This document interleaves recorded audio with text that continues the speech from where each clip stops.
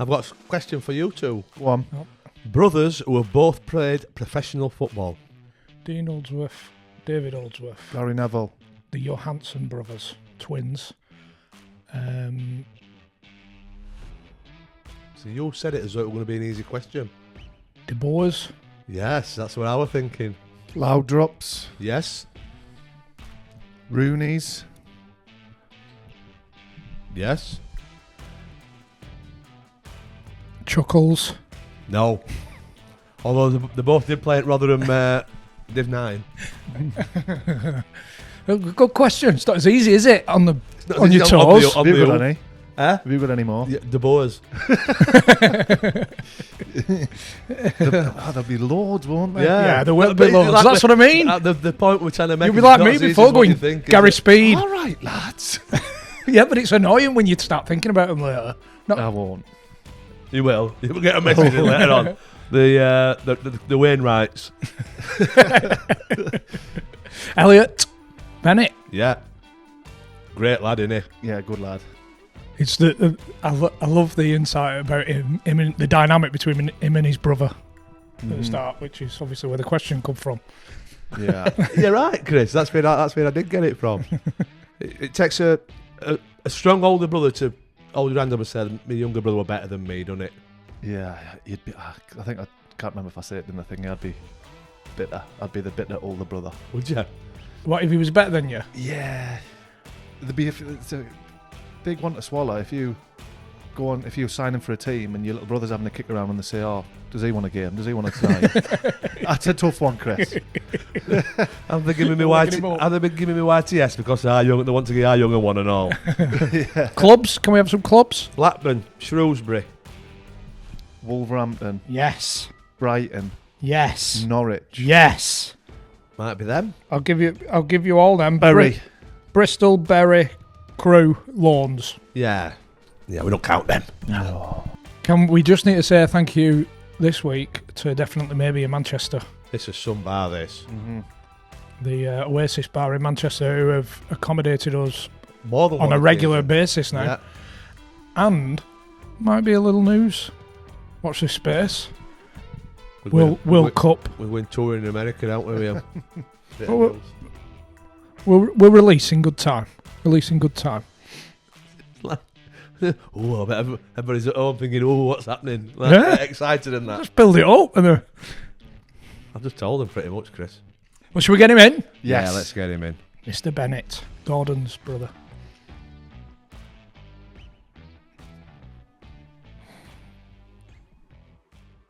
By the way, I had the pleasure of playing with both Bennetts, and we've got the sensible, wise older brother on today. Less ability as well.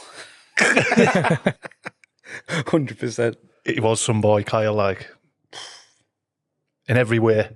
And by the way, I can't believe there's only 18 months because I haven't shared a dressing room with both of you. It's like you're 10 years, honestly.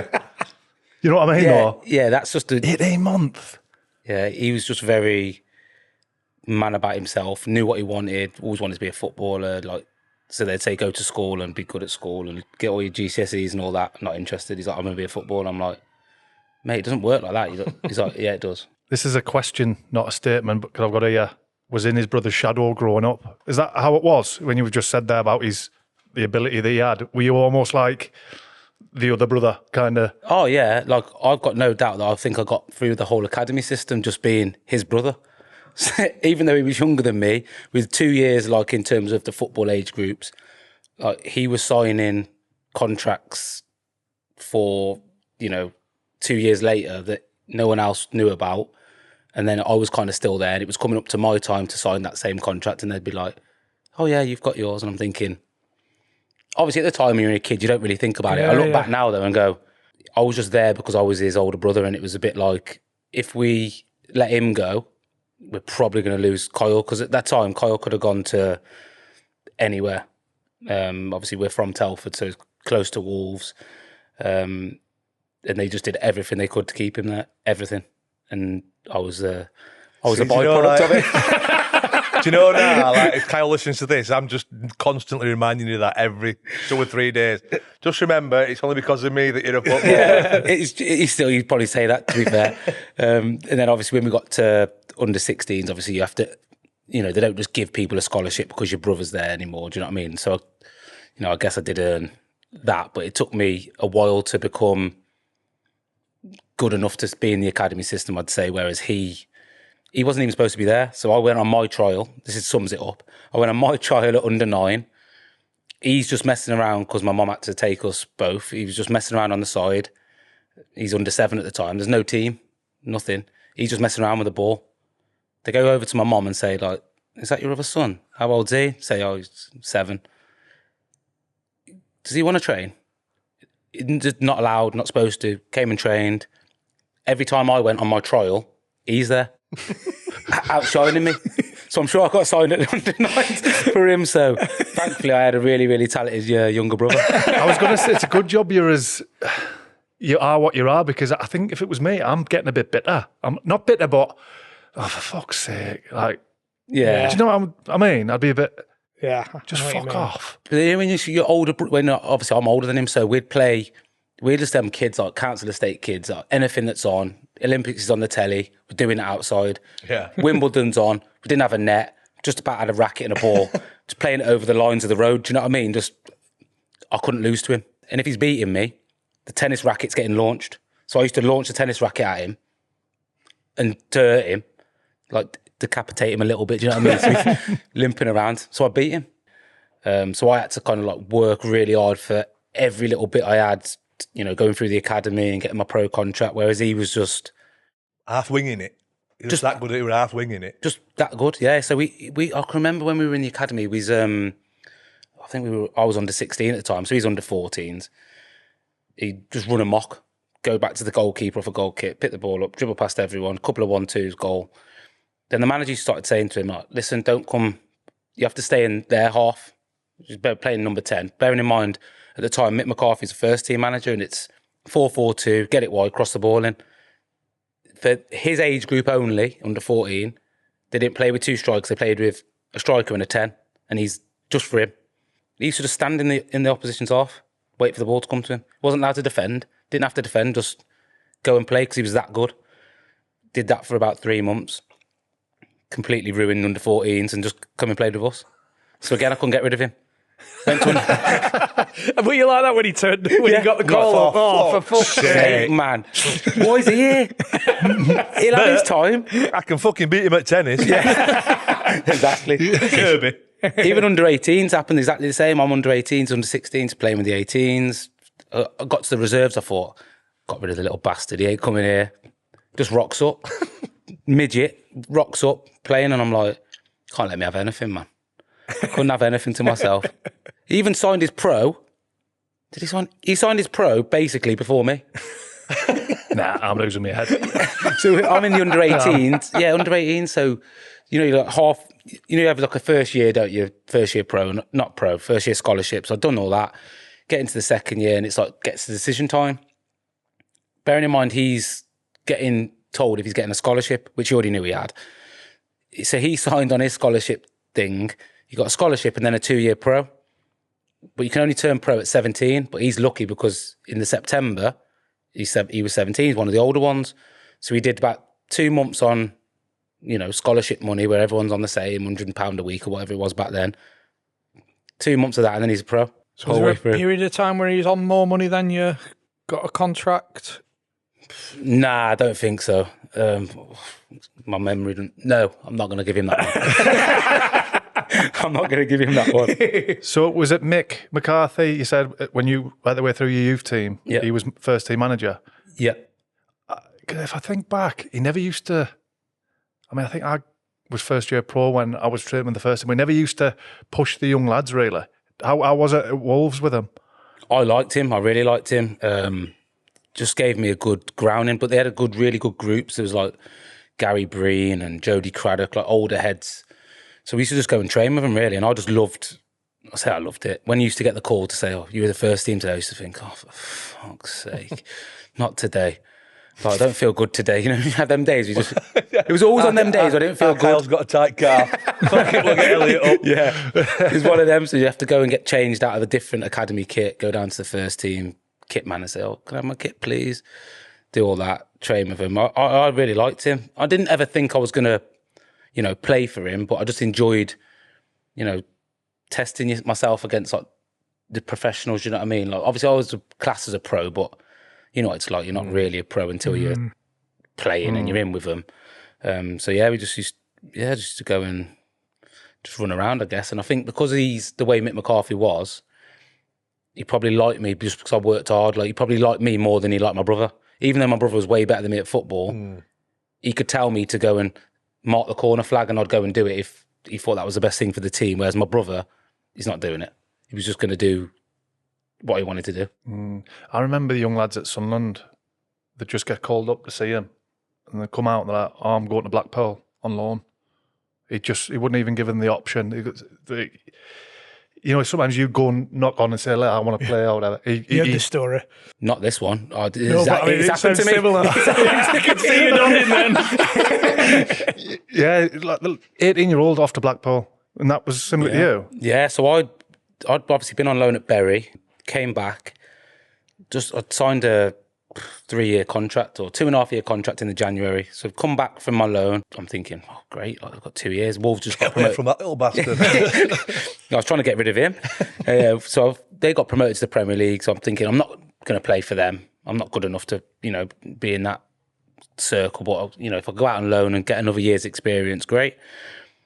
So I go back to pre-season and I just get this, his assistant, Terry Connor. Mm-hmm. He just pulls me into this little side room and I've just gone into training. I'm training. He goes, we've accepted an offer from Brighton. I was like, yeah, where's that? Is that to on loan? He's like, no, money. They want to buy you. I was like, but I'm not going there. I don't want to go. I just want to go on loan. He's like, no, it doesn't work like that, son. But what if I don't want to go to Brighton? I don't even know where that is. He goes, well, you're going. So I've left this room. He's like, go home. You need to get yourself down to Brighton. So I go home and I say to my dad, I was like, this is what they've said. He's like, Dad's like, oh, that's great. Like, someone wants to buy you. Brilliant. I'm like, I don't even know where that is.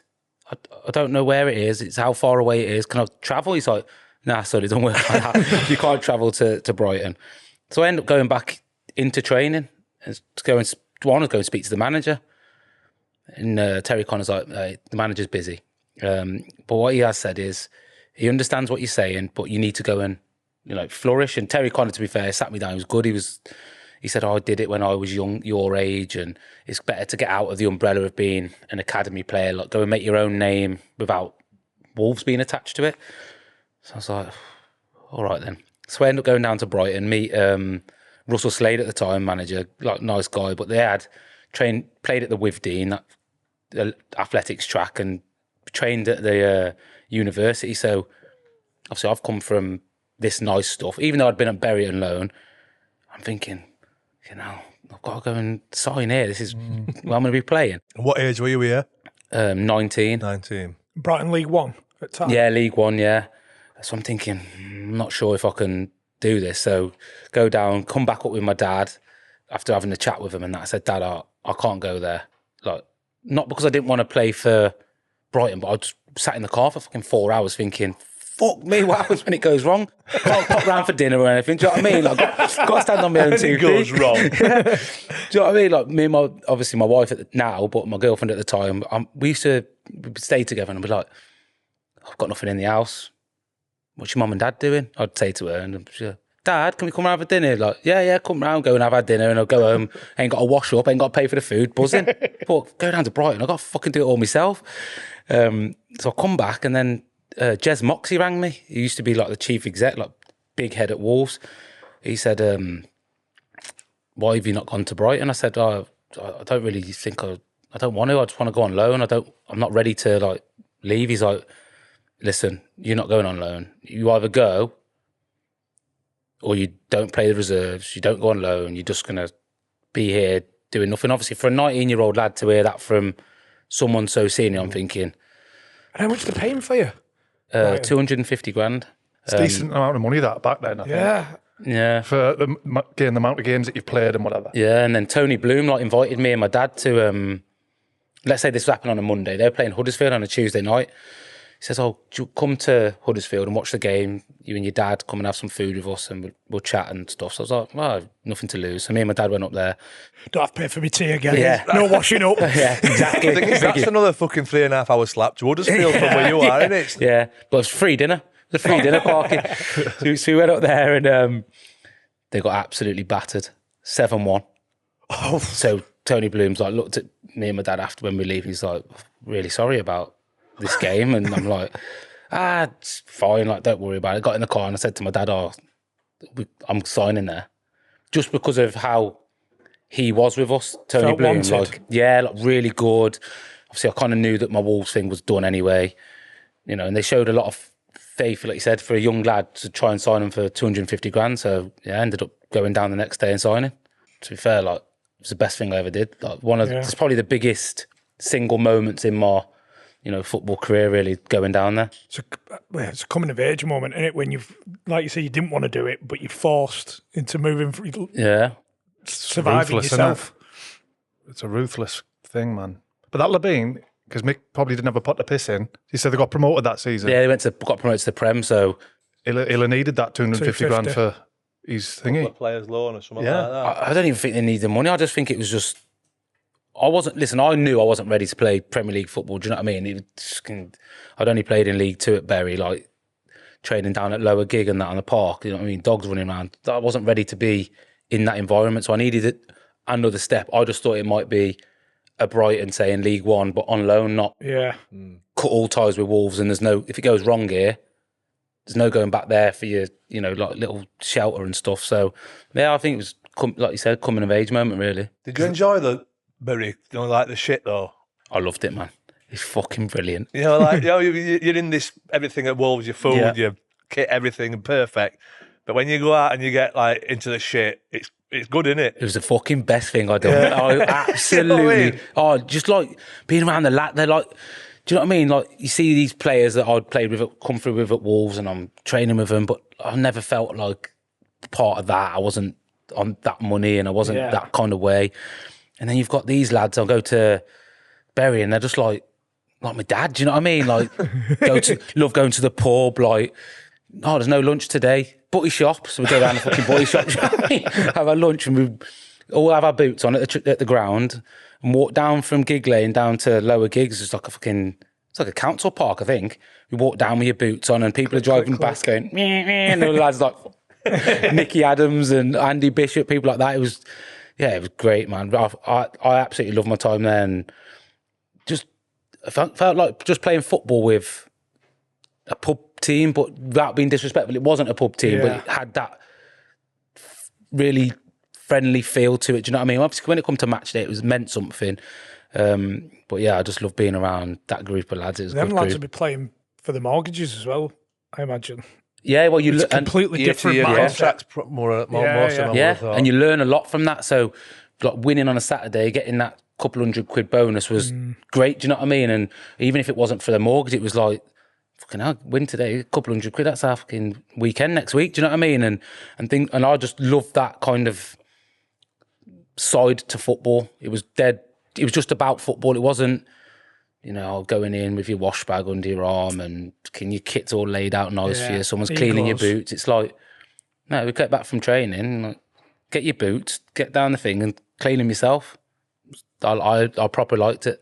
I think the hardest thing, what you mentioned about getting forced out of Wolves, it's almost like a safety blanket that, you know, when I wanted to go on loan, it's like, if it goes tits up, I've always got, I can come back and have that Wolves thingy. Yeah. And then if that gets cut away from you, it's like, right, I need to, You're on your own. I'm on my own 2 feet. Yeah, and like, that's the one thing that Terry Connor said to me, just said, look, go and create your own path. Stop wanting to come back here if things don't go right for you, or, you know, just go and do it. Go and be your own person. And to be fair, like, it was really good advice. And then Nobody ever achieves anything in comfort, do they? nah, I can get to sleep in comfort. that's true. Achieve I feel sleep. it's a big achievement. Winner. But then even like just off the pitch, it was good for like me and my girlfriend. We'd always be both from the same place, so you know you have a little row when you first get together. Like she goes to her mom's and I go to mine, and you just like we went to Brighton together. There's nowhere, you can't run home. It's 3.5 hours away. She got to like kind of grow up and sort it out. That's a big thing for you moving down there, but I think it's an even bigger thing for her. How old was your missus? Was she the same age? She's 18 months older than me, so she was nearly 21. But still, like to leave her family and friends, a job, and just come down there, and obviously ended up getting a job. But do you know what I mean? She had to go and apply for a new job and leave all her family and friends, and you know, it was a big thing for her to do, and still together now, so it's good. You experienced the Alan Nil and Chris Wilder, the role reversal, didn't you? Yeah. Whereas Nil is the manager and Chris Wilder's the assistant manager. Yeah, so Chris Wilder was his assistant. No, they were really good for me, like in terms of helping me grow as a player and person. They played me basically every minute of every game, so that was obviously good when I was on loan. And then, yeah, obviously years later, I see now the whole switch round, and Chris is the manager and Nilly's the assistant. I never would have seen that coming, because Chris was very like matey with the players, whereas Nilly was kind of like stayed away a bit, like more definite manager, and he was like Good cop, bad cop. Yeah. Kind of scenario. Whereas I couldn't, obviously now when you see him, I can see why it's the other way around, because obviously Chris Wilder's a nutcase, but I never saw it when I was at Bury. Did you ever get involved in the debugging? We had a lot of lads on in a short space of time who spoke about Brighton. At Brighton, yeah. You know, was the assistant manager got his rib broke from thingy? Is it Charlie Oatway's? Yeah, Charlie spoke about it. If having a keep ball or something, somebody would just shout, debug him, and that everyone would just charge, rugby tackle them into a puddle. Nah, it didn't happen with me. So when I thankfully, when I first went there, so the first season, like Russell Slade was the manager. Like, great guy, Russell, like proper nice, but he didn't last very long because, well, yeah, just didn't work out. The lads were a bit like unruly. We had Glenn Murray. What he's doing now is unbelievable, by the way, BBC and that, because I fucking thought he hated football. When we were playing, he hated the thing.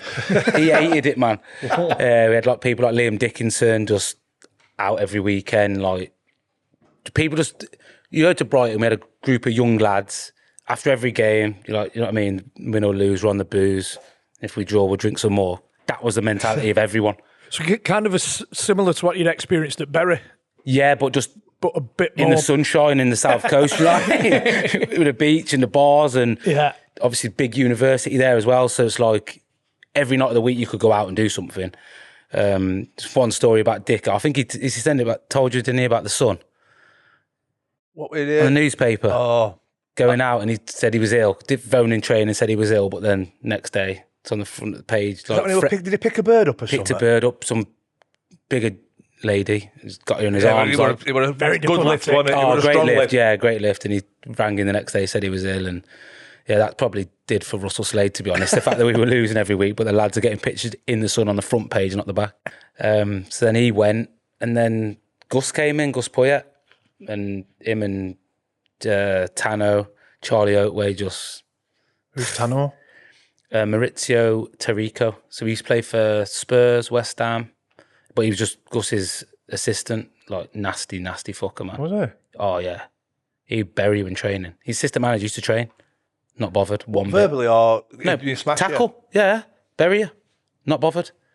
I promise you, he was a mad guy. And then you had Charlie just running around like causing chaos with people. Do you know what I mean? Just having a laugh and a joke, banter with everyone. It worked really well though, because Gus kind of stopped the whole, not the whole drinking thing, but just very much like, we're here to play football. Like, you lot are acting like you're fucking at college or university, going out drinking. Like, we're here to play football. Let's have a good go at it, and it worked out well. You mentioned the unlikely duo, the Nil and Wilder switch, but I would never... The Gus Poyet, I don't know him, but he just looks sensible. Yeah, serious. And then with Charlie Oatway as his first-team coach assistant, did that work? That's why I think it worked. I think Gus realised, like, you know, obviously being a great career himself, and had these ideas of, like, foreign kind of style of play and all these tactics. You can't get people to buy into it at League One level or, you know, League Two level, maybe Championship as well, without having that British side to it. So obviously he'd been at Chelsea and been through it, but he'd not been at those kind of levels, whereas Charlie knew Brighton. Needed that connection though. With the players to him. So any problems, everyone goes to Charlie. You don't go to the manager. Yeah. Charlie has to deal with it. Banter, Charlie's running around. So Gus used to say, right, we only ever train for 90 minutes. So before the training session, Charlie would always have his mess around, like boxes, pulling people's kecks down. Do you know what I mean? Just going around like causing chaos. But then soon as Gus started the time, Charlie knew that's switch off time. Once it blows the whistle, it was all banter again. So it kind of was a really good blend, really. And I think Gus realised he needed Charlie to kind of keep the chickens in the cage, you know what I mean, in the pen. Because he knew that Charlie could look after that and Gus would just look after the football kind of stuff. Did he get backed financially, Poyet? Because he's won League One, didn't he? Yeah. Was that just good management and coaching, or did you sign loads of players on big money? Didn't sign loads of players on big money. We got a few loans. Kazenga Lualawa, we had him from Newcastle. Glenn Murray still was there. But I think Gus just I don't mean this in a bad way, but he kind of got rid of like Dicko, like Liam Dickerson. Not in a bad way. I love Dicko, like great guy, but he knew that to be successful, we needed that kind of side of it gone and more people that want, you know what I mean? So we signed like Ashley Barnes, a lad that's obviously gone on to have a great career at Burnley. Chris Wood on loan. So we had like our three strikers, Chris Wood, Glenn Murray and Ashley Barnes. Like obviously it's easy to look, say now what they went on fucking hell, but at the time that's what we had, and they've now gone on to have, all three of them great careers. And Lewis Dunk's still fucking Donkey was coming through, so he didn't always play either. He's older than me, innit? It's mad how long he's been about fucking 40 years, hasn't he? I think he 17, 18, or when he came training with us, he just trained with us, and then he plays sometimes. Yeah, unbelievable what he's gone on to do at Brighton. And is that the first run in the team that you got under Poyet, like where you thought, I'm a staple? Yeah. Staple. Yeah, so from the minute he come in, really, I played all the way through this, second half of the season that he was there. Went into the pre-season, which was a fucking joke. Hardest pre-season I've ever done, man. Was that like an old school pre-season? You'd have fucking hated it, Parky. Old school.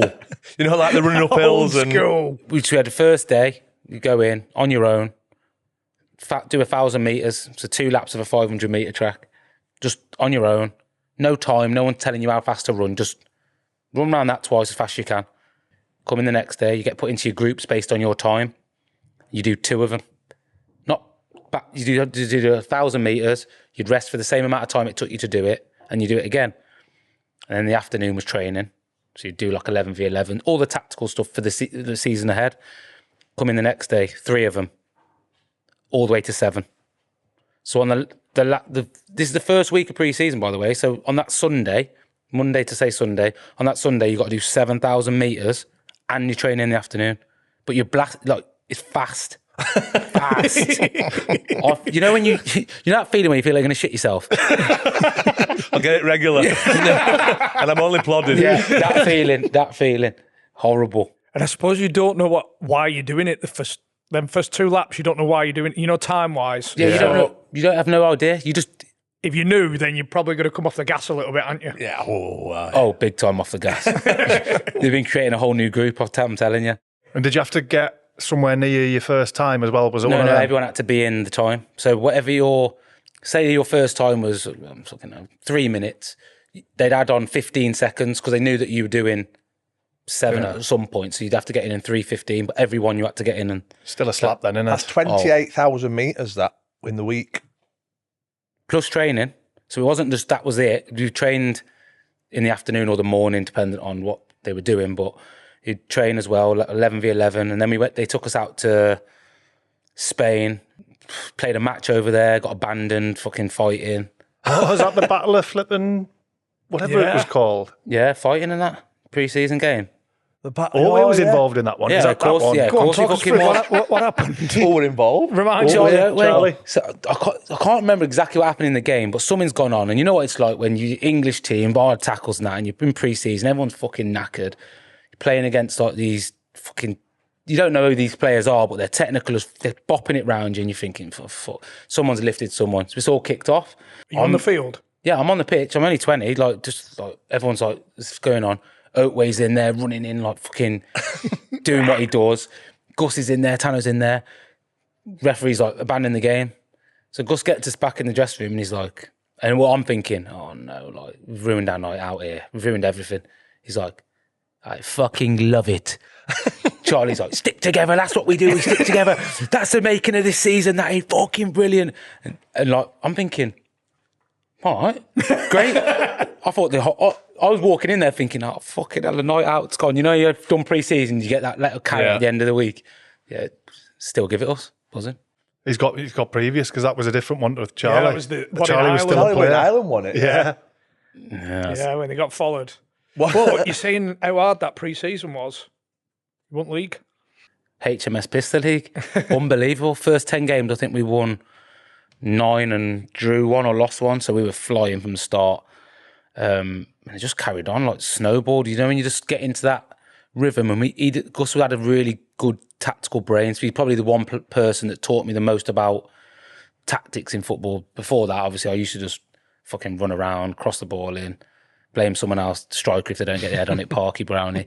You know what I mean? Whereas that he was teaching me about numbers and finding the spare man and all that kind of stuff. And he's had a way of like getting it all over to getting it across to everyone, and everyone took it on board, and we just carried on going. And Southampton at the time in the league, and their team was like, we should never have been anywhere near them. Like the Ricky Lambert, Lallana, Snyderlin, Lallana, Jose Font, Oxlade-Chamberlain.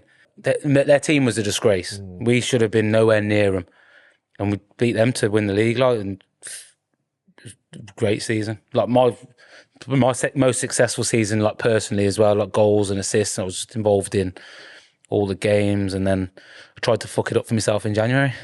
Did Norwich come in for you at January? Yeah. Fucking hell. So is this the January in the Championship, the season after, or is this the League One? No, so we're in League One. We're top of the league, flying. Norwich are in the Championship, and they were, I want to say, 8th around the playoffs. And they ring my agent. Not agent this time. He's like, we want to buy Elliott. So he's like, but your agent rings you done. He's like, Norwich want to buy you, and I'm thinking, fucking hell, like, great stuff. Championship, earn a bit more coin. Do you know what I mean? Brilliant. So they put these bids in. They put, I don't know, say 4 bids in. Like, but this is like daily. So one goes in, rejected. Next day. So like keen. So I'm like going to my agent, like, what do I do? He's like, oh, you need to go see the manager really, and like get his thoughts. So knock on Gus's door. Charlie's in there, Gus, Tano. Obviously I say, oh, Gaffer, like, what's going on? Like, it's a lot of money they've bid here. Like, I think they got up to 1.2 million. Bearing in mind, I'd only been at the club for 18 months. 18 months, and they paid 250. So I'm thinking, like, good deal for everybody. Good deal for everyone. And Gus said, look, Benno, like, for me now, the money where it's at, I think is acceptable, but I'm not the owner. Tano's just sat there all quiet, just listening. He goes, you're too fucking nice. If this was me, I'd be kicking balls all over this fucking training ground. I'll be like, that's not me, I can't do that. Like, do you know what I mean? So then I've gone home that night, and I'm like, what the fuck? And my agent's like, oh, the only thing you can really do is hand the transfer request in. Bearing in mind, I don't know anything about, I'm 20 years old, I'm thinking. But you just go off like what people tell you to do and all that. So I've gone to the ground, handed this transfer request in. Did you write it out yourself? Nah, he'd wrote it, and I just had to sign this piece of paper. Straight away. Envelope. Yeah, straight away, owner on the phone to me. But he's in Australia, Tony Bloom. You're not going anywhere. Transfer request rejected. I'll see you when I get back. So I'm like, well, that's Norwich all done and dusted. Drive away.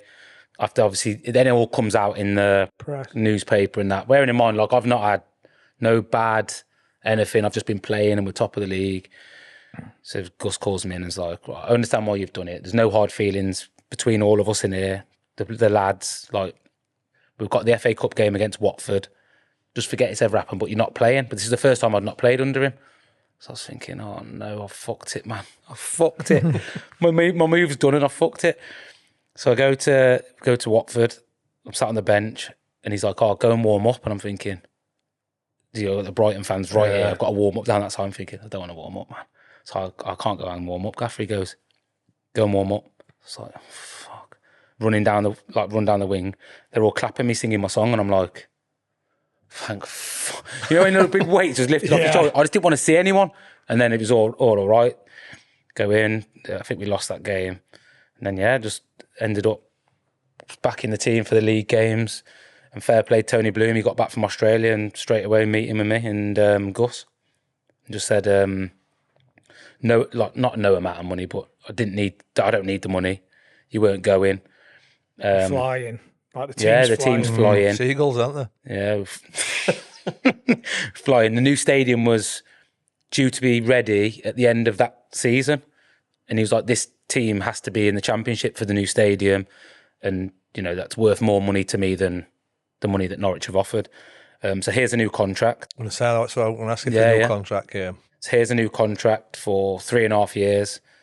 But this is between me and you, so this isn't in your contract. This is just a gentleman's agreement between me, you and Gus. If Norwich get promoted and we get promoted and they come back in for you in the summer, you can go. Shook my hand and that was it.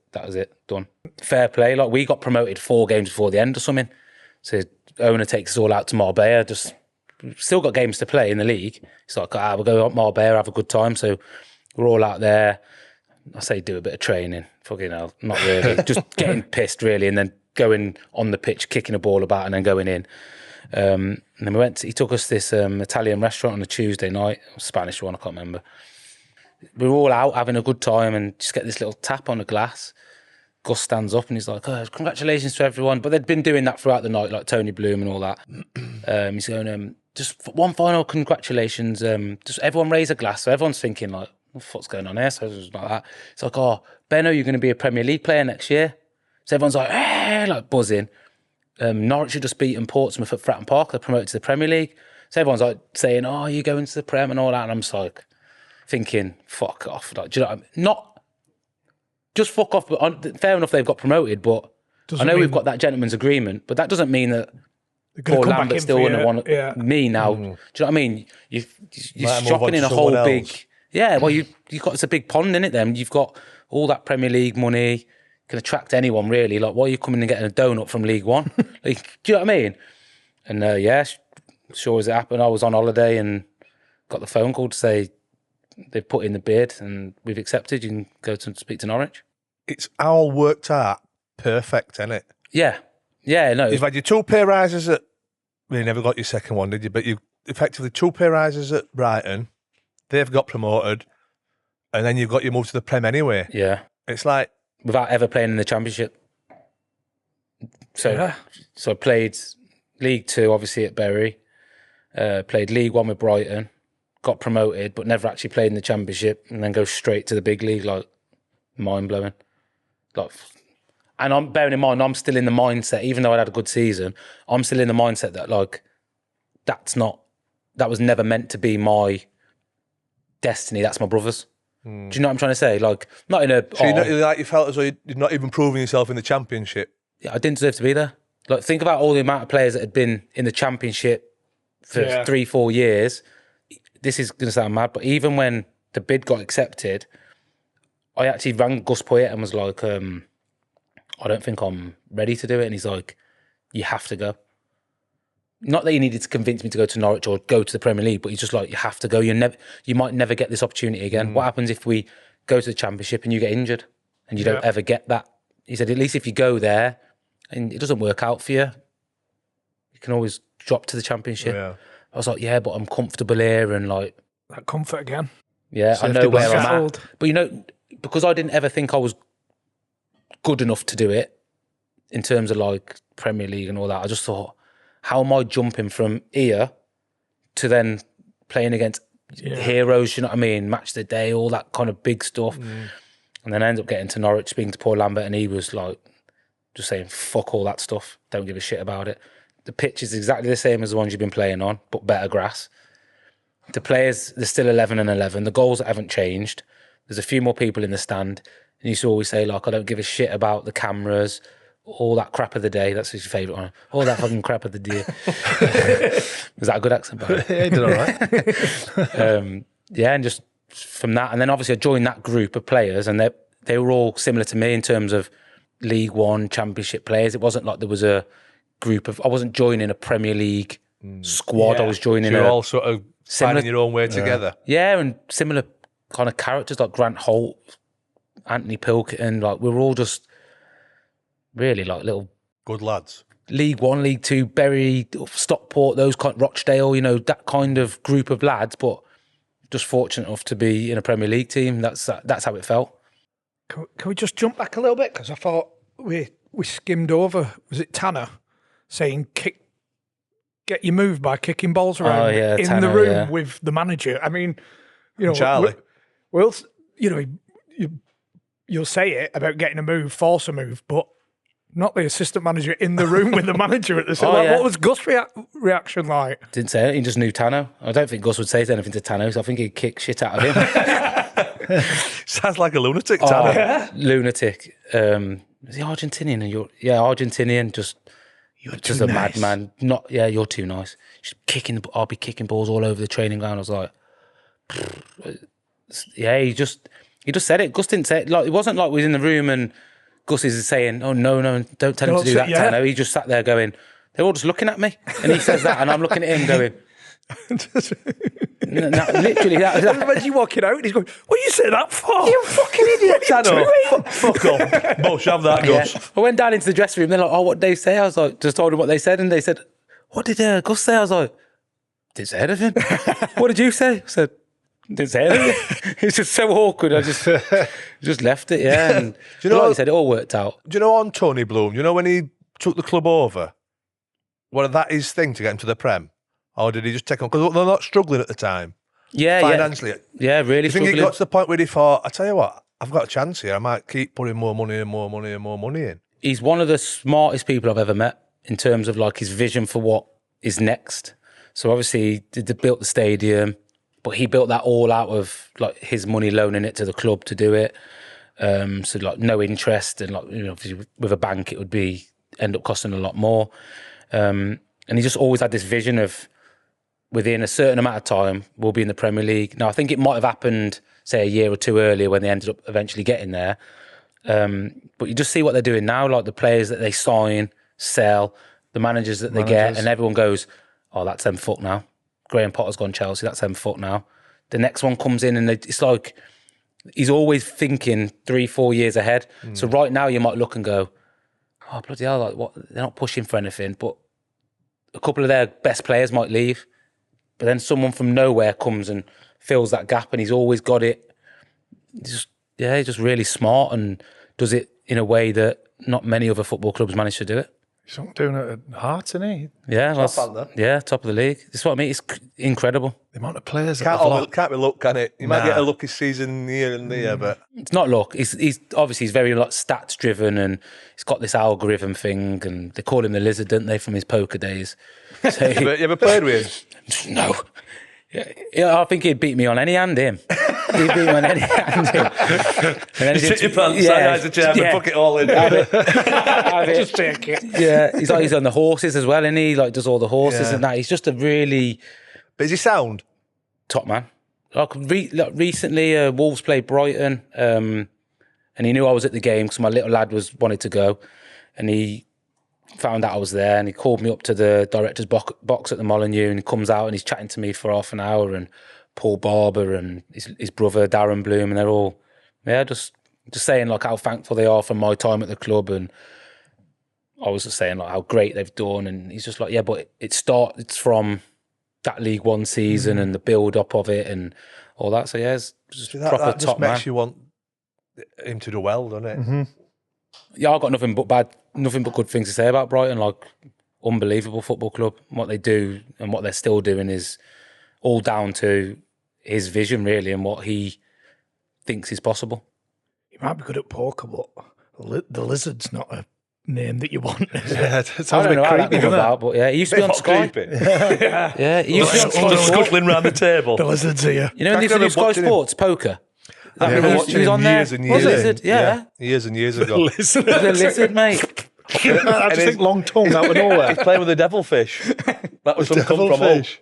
Hull. Yeah, Devilfish and the Lizard. Tony Warner speaks fish. about him. Yeah. That were his rings like full across his thing, devil, fish.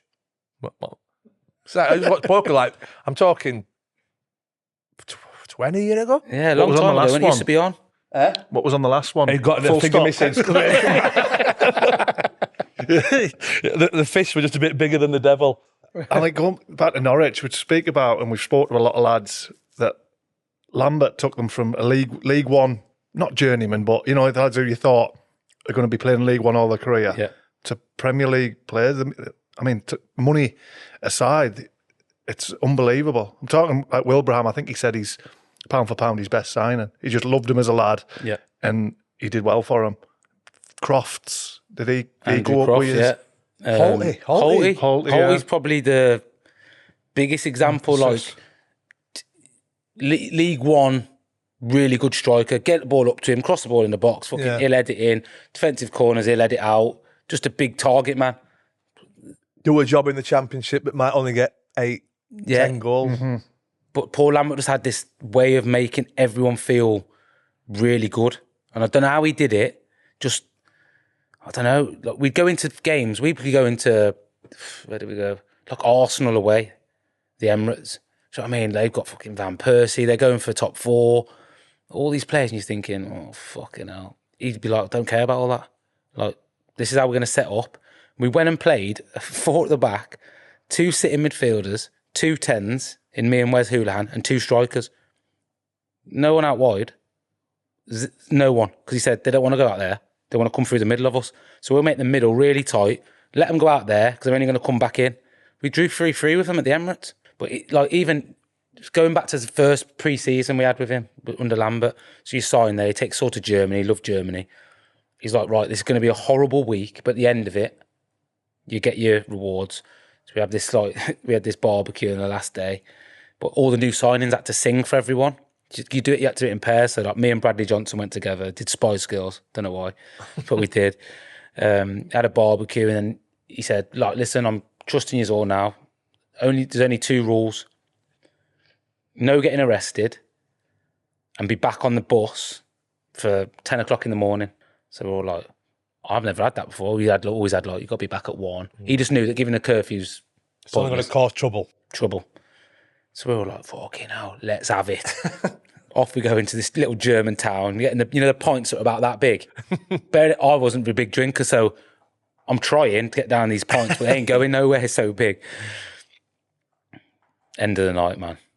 Fuck's sake. Big fight with some German. This geezer, man, he must have been a kickboxer or something. Fly kicking people in chests and all sorts, man. Obviously, but we're English. He's German. Police turn up. Obviously, I'm all right because I'm in another taxi. The second taxi, we get pulled over by this German police wagon. Taxi driver's like, no, not these lads. These were in my taxi. The lads behind. Taxi had to follow this police wagon to the police station. Arrested. Bradley Johnson, Chris Martin, a few of them. I knew he'd be involved, Chrissy. Yeah, and the only rule was, don't get arrested and be on the bus at 10 o'clock. So we had to go back to the hotel and there's a guy called Gary Carter. He wasn't the assistant manager or anything. He was just like a coach, like just funny. Helper. Yeah, helper, funny. the gaffer loved him. Great guy around the place. So we had to go back, knock him up and say, like, listen, like, we need these 5 lads, we need their passports. You've got to go to the police station and get them out before 10 o'clock. Before he finds out, before the madman finds out, before we're all fucked. Didn't work. They got him out. He knew about it. Found out about it. Don't know how. Gets on the bus and he was fucking... I've never been so scared in all my life, man, sat on the bus. You got lads like Leon Barnett, sat on the bus with his shades on, still pissed. But he's been in the cells in Germany answering questions, can't speak a word of English, just sat there with his glasses on. Lambert's like, I thought we were all... Bearing in mind, I've just signed. I'm thinking, we're all fucked. He's going to fuck us all off. Like, we've just got here. Fair play to him. Didn't say anything to the club. The club never found out about it. Kept it between him and... We all got fined, like. Don't know where the money went. That rings a bell. Strength in numbers, innit? Yeah. But he was... Yeah, you know what he was like with the fines. Unbelievable. £500 tomorrow. Cash. And you're sat next to him. Yeah. And you had to witness it. So you say £500 tomorrow, and if you don't bring it in, you're paying it. Fuck off, Paul. That's what you'd want. That's what you'd want to say, but you couldn't say it to him, could you? No. So you used to walk in the dressing room. You say no phones in the dressing room. That was his rule at training, no phones. So lads obviously know what they're like. Put it in the locker, hiding behind locker doors. Out of nowhere, it'd be like a fucking ghost. You just walk through your locker and he stood right in front of you. you got your phones like 100 quid, and I'm like, have a look. Like Slimer coming through. Yeah, do you know what I mean? I'm like looking around my locker door. There's no one there. All right, great. I'll have a little look. I've looked at it for 20 seconds. He's fucking here. Looking at me, and I'm like, oh. And how much we talking though? 100 quid? Quick break in play, gentlemen. That's usually my job, but carry on. Have you heard about TalkSport Bet? No. I know Talk Sport. Well, they are our new partners. But as you said, we've all heard of TalkSport. Mm-hmm. Well, TalkSport Bet are sponsoring the whole of this series. Unbelievable. It's exciting. And, like you said, you've just made me aware of it, John, but they're sponsoring the whole series. And, it's another and, as Undr The Cosh listeners and viewers, they're providing an unbelievable offer. I'm talking bet £10, get £40 in free football bets. Not just that. They do super boosts, daily price boosts, and best odds guaranteed on your horses, which is a very, very good special. And all you've got to do is head to talksportbet.com/UTC and you get that unbelievable offer on sign up. 18 plus, terms and conditions apply. I'm excited. I think we're going to do some magical things. Give us a fist pump then.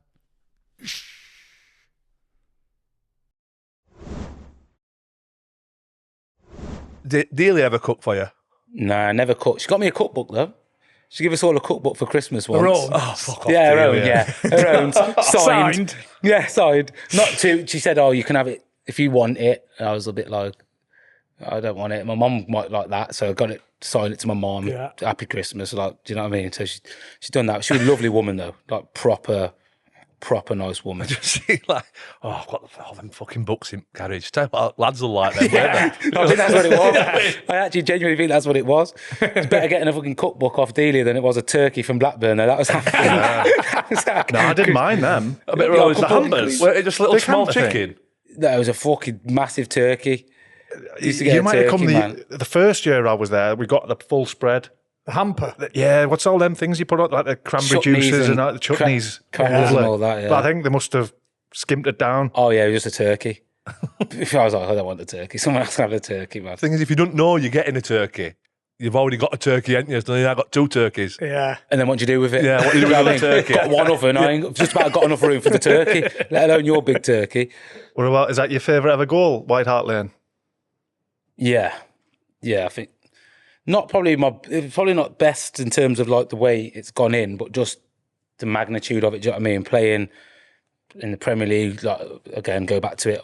Didn't think I'd play there in the Premier League, and then to score a winner at White Hart Lane against like fucking Defoe and Modric and Gareth Bale and these players, and I'm like, and I score a winner, and then my face on match of the day, not fucking Gareth Bale, like fucking gone to Real Madrid, and fucking. Do you know what I mean? It's a bit surreal. Superstar, and then I'm like, how the fuck am I on there? Little freckle-faced kid from Telford, do you know what I mean? I remember your celebration. Did you just sprint?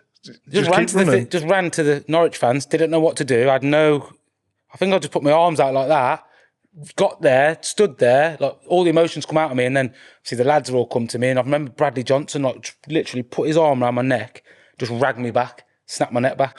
I don't know why. And I've got the video. I'm just like fucking my head's back here, face is all mashed up. Yeah, and then get back to the halfway line. I'm just like, what the fuck have I just done? Yeah. Was there an actual pinch me moment where you were stood in the tunnel or something before, and you look at the badge and think, what the fuck? Like, this is unbelievable. Old Trafford, yeah. My dad, was a big Man United fan, so I grew up just to love Beckham and all that kind of team and stuff. And yeah, obviously because he was a big Man United fan. Like for me, obviously he's in the stadium as well. I'm playing at his team. Do you know what I mean? And that team was sort of fucking Rooney and all these players, people that I class as heroes. Do you know what I mean? So we get into the tunnel. So I'm just stood there. I'm like, right, come on, it's all right. It's just a game. Come on, get into the tunnel. Get up to the corner flag bit, and obviously you've got nothing but to do but to like look up. but straight opposite. It's that fucking big Sir Alex Ferguson stand with 100 tiers. Looking around, I'm like, oh shit. In that moment, if I could have fucking ran in, I'd have fucking All the ran best in. lads. Yeah, I wanted to be anywhere but there at that time. Even though now I look back and it's an amazing moment, I wish I'd have been kind of a bit old and like I am now, a bit wiser and stood like.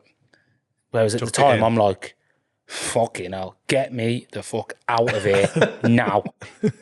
150,000 eyeballs. Do you know what I mean? I remember standing there, lining up, you know, when you do that, the whole handshaking thing. I remember looking around thinking, there's a fucking lot of people in there.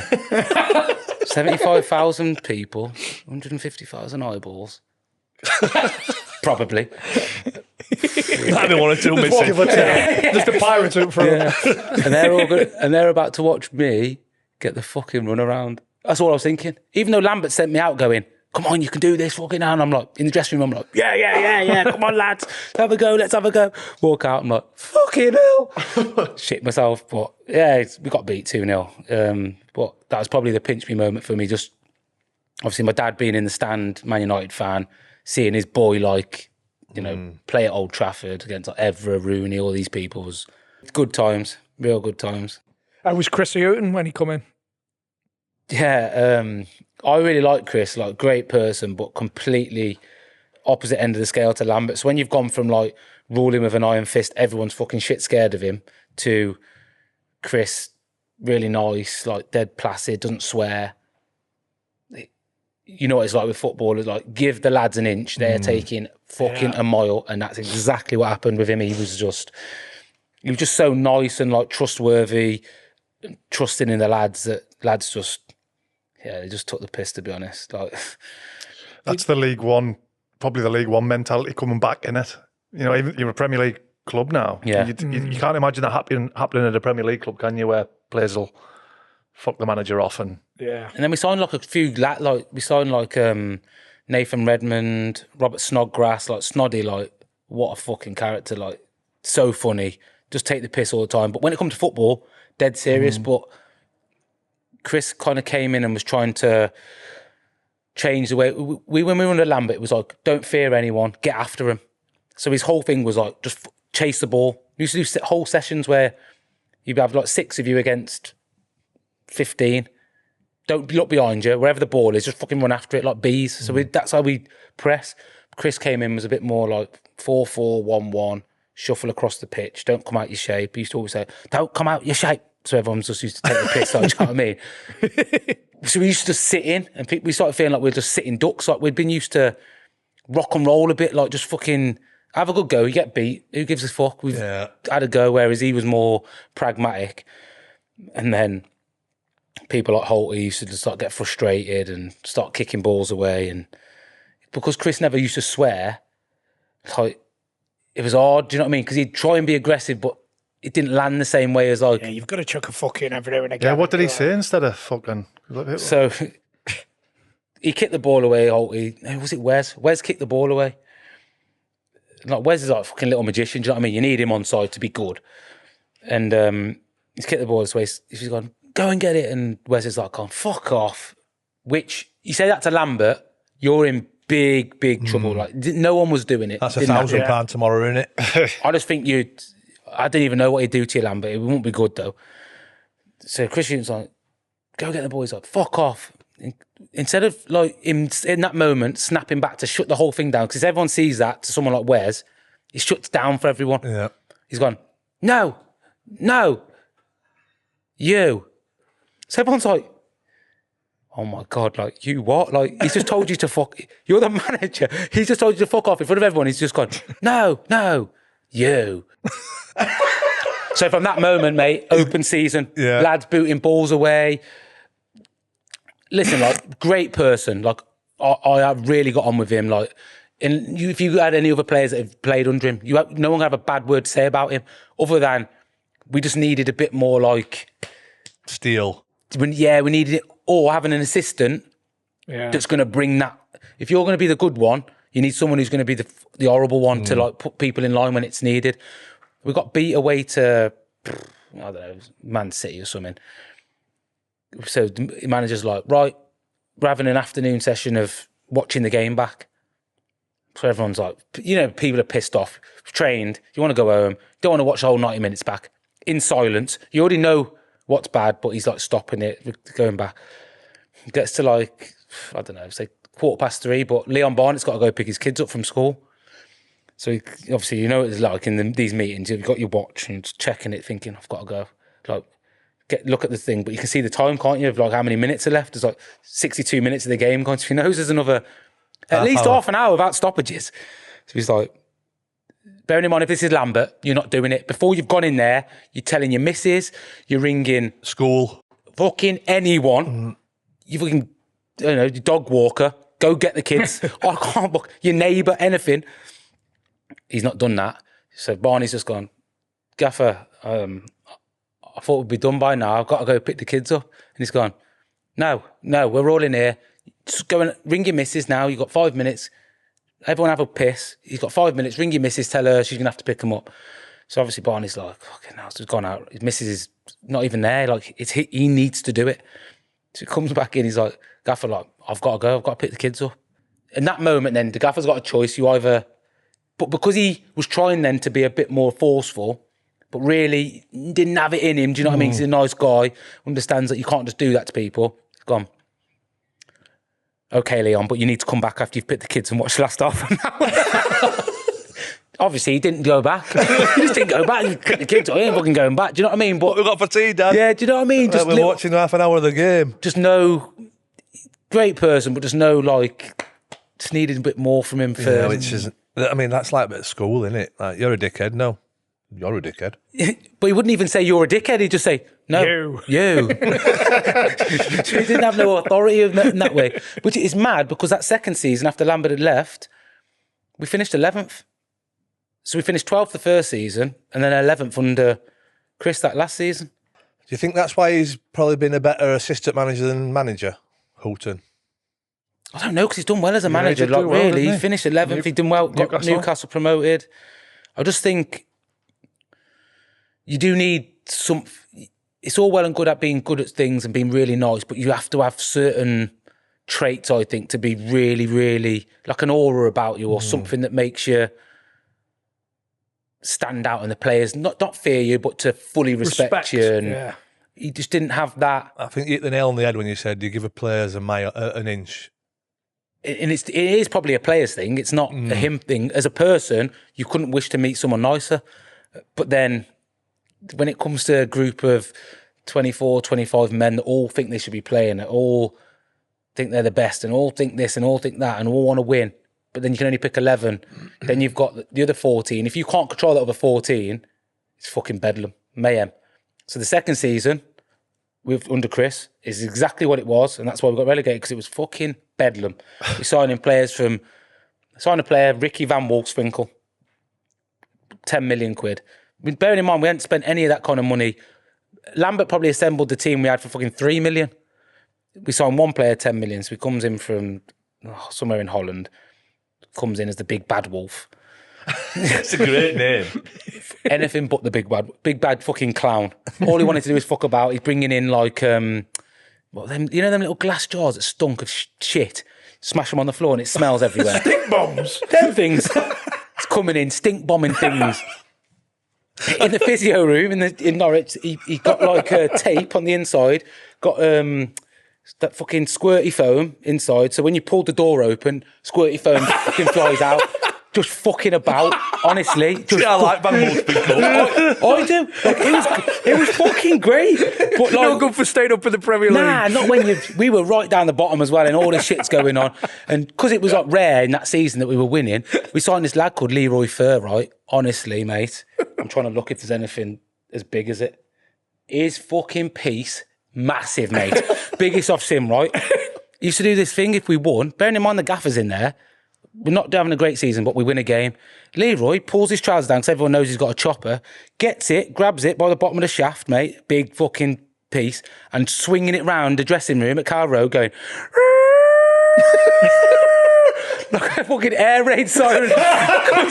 Everyone's in there. Obviously, everyone's laughing. Great gear. Do you know what I mean? But it's like, what the fuck is going on? He's doing that on the Lambert, mate. He wouldn't have dared do it. He got a new pair of boots, right? So we had all like it was in there. Oh, Colin Calderwood, great guy. Paul Trollope, he's Houghton's assistant. So I think Leroy was sponsored by Nike or something. So he got these new boots, takes the boots out, cuts a hole in the bottom of this fucking box of boots. And so he puts his cock through it, shuts the lid, and he's like, "Oh, do you like my new boots?" Lifts up the lid, and his cock's in there. Do you know what I mean? This is just like daily, every day, like something stupid's going on. Not allowed to ride motorbikes. Leroy comes in one of these fucking, what they call them, a Can-Am. So there's like 2 wheels at the front, 1 wheel at the back, and he's just got the full levers on, helmet on, just fucking razzing into training, just like... No fucking rules. No. Do what you want. Do you like me new boots? I think I'd have enjoyed that season most out of any. Honestly, it was. I was injured that whole season as well, but it was just fucking. Every day was just banter. And bearing in mind where you're in a bad place in terms of in the league, and we've signed all these players, and you're expecting like more, but it actually was just fun, and we got less out of it because we fucking end up getting relegated. Just trying to think if it's the There's a lot biggest. just happened in that 5 minutes. I don't know which was my favourite. I think the stink bomb. The best. I like the squirty. I like the squirty cream. What was it, foam? Squirty Yeah, foam. like foam, like coming out there every day, just doing stupid stuff. Like I was injured at the time, so I'm just on my crutches, had my ACL done. I'm in my house, so I'm just minding my own business, you know, getting ready and just boring shit. I get a knock on the door, so I'm slow getting up when I've got my fucking crutches. So I'm getting up to the door, go to the door. No one there. I'm like, it's Halloween. So I'm thinking, oh, just knock a door, run or whatever. Sit down. Another knock. I'm like, nah, taking the piss. Bearing in mind, I've got Halloween sweets just outside the door. So just fucking take them. Take the old pumpkin for all I care. I've left it out there so I don't have to keep getting up to the door. Anyway, me being mean, nice, go to the door. No one there again. I'm like, for fuck's sake. So go back in the kitchen, just sat there. And I see like 2 people running down my garden. I'm like, little bastards, who the fuck's in my garden? My dog's going mad, like, row, row, row, row. So my missus is like, oh, just let the dog out. Bearing in mind, the dog's a beagle, so he's not fucking doing anything. Do you know what I mean? It's making out like we had some sort of fucking staffy, do you know what I mean? Fucking beagle. What's it going to do? Lick him to Just death? fucking bark and then lick, exactly. So the dog goes out. Next thing you know, mate, so I'm stood at the thing trying to look down and see if I can see what I can see. No, I can't see anything. Just hear fucking firework right by my head. Whoever's in the bushes setting fireworks off at me. You know the ones you just hold and just don't do it for anyone who's watching, don't do that. Fire this firework at me. So I'm like, obviously the dog shit itself there and ran straight in the house. I'm like, oh fuck, my missus is like, right, ring the police, ring the police. I'm like, nah, fuck the police. I said, grab me a hammer now. So she grabs me a hammer, but I'm on crutches, so I've got an hammer. I can't stand on my one leg still, so I've got an hammer. I'm standing there, like, whoever the fuck you are, get the fuck out my garden. Don't hear anything. No other firework goes off. So I've got all, like, you know, the little gravel borders you could get around plants and stuff. So I thought, right, I can't fucking walk down there because I don't know who's down there. It's on a slope. I'm on crutches. It's slippy as fuck. It's been raining. So I just grab handfuls of stones. I'm just fucking launching stones down there, and I can just hear ah. I thought, let's fucking get them out. Kept doing it. Went back and I was like, right, they're going to go now because whoever it is. So I'm going back in my house and I see them start walking up the side of the fence, but they've got masks on. So I'm like, right, I'll meet them around the fucking front because they've got to come through my back gate and come to the side. So I'm there with a hammer waiting. Not that I was going to use it, like, do you know what I mean? I'm a fucking pussycat, you know, I'm like, I got fucking blown over, but I thought if I've got something, at least it'll scare them a little bit. Come, and then this mask just comes around the corner and starts to like come towards me, but I'll get the hammer and lift the hammer up. So then this thing starts running off up this hill and I'm like, go on, fuck off. They run up there off my drive. I'm like, what you fucking doing? Who are you?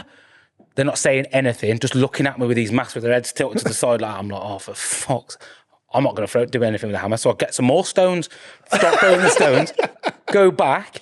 They start backing off so I can't hit them. Next one, fireworks. I'm like, Nah, taking the piss. But this time, my missus is in the window upstairs, like, look, watching it all unfold. So she's like, I'm ringing the police. So she rings the police. Norwich being Norwich. Police car doesn't come. Guess who comes? Geezer on a fucking bike. What are they called? Community fucking support worker or something. Walking on a bike. He's like, oh, there's been a bit of disturbance. I'm like, oh, fucking, a lot of good you're going to be here. Anyway, fucking he rides off on his bike into the fucking night sky. Next thing you know, these 2 masks are back. Take the masks off.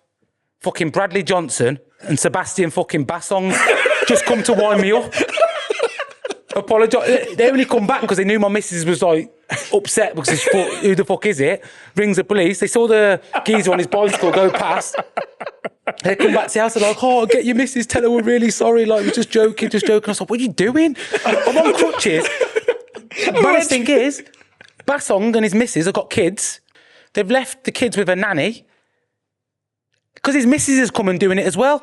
She was the 3rd fucking person in a mask and it was his missus. I fucking bounced of stone off her head. You know what I mean? So they're apologising to me and I'm going, I'm really sorry, Marie, for hitting you with a stone. I thought you're lucky I didn't swing the hammer at you. Fuck's sake, man. But that was the season. That summed up that season. It's dangerous, fireworks, setting fireworks off at people. When anybody else expecting Van Wolfskenberg or whatever he's called under the mask. If you'd have asked me about a player that had done that, I'd have said Wolfswinkel and Johnson, not Bassong. And his missus. With a 3-year-old and a 2-year-old in the house. Just imagine in Scooby-Doo, you know, when they finally unmask him. You know what I mean? Bassong! Just stood there. Taped up or in a net. I was, and his wife. I was raging at the time, but then after I realised it's them, I wasn't raging. But my missus, Bradley's missus and my missus got on really well. So he was like, oh, please, like, tell her to come to the window. And Miss like, no, I'm not coming. I'm so angry. I'm not coming. And next time he said, I'm so sorry. And she was like, obviously saw the funny side in it in the end, but, oh, mate, that summed up that season. A quick break, gents, from one of our favourites, the creme de la creme of VPN services. NordVPN. The best in the business. If you don't know what a VPN service is, it allows you to bounce your location anywhere in the world. Anywhere in the world. And where have we been lately? Swindon. We didn't need it in Swindon, but we did need it in Dubai. I did need it in Swindon because I went on the hotel Wi-Fi. Scandinavia. Yes, because that's another thing about NordVPN.